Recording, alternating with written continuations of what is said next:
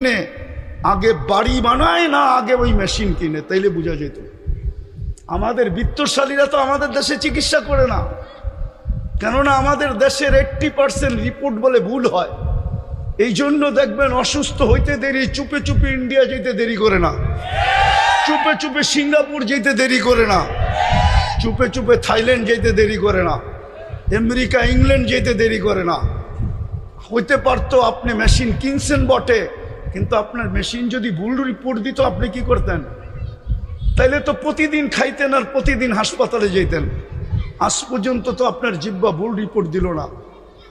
এই জন্যই তো আপনি বোঝেন না স্বাদ চেক করার কয় টাকা লাগে। এই জন্যই তো আপনি আর আমি চিন্তা করি না গ্রান চেক করতে কয় টাকা লাগে। এরকম এই শরীরটা খুইলা দেখানো যায় একটা একটা। 24 ঘন্টা আল্লাহটা বুক করি।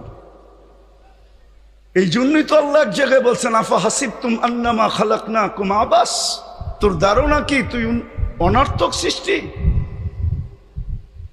তো আরেক জায়গায় হাদিসের ভিতরে বলছেন, আতাইতু কাইনানে তানদুরু বিহা ওয়ালা উহাসিব, এটা কি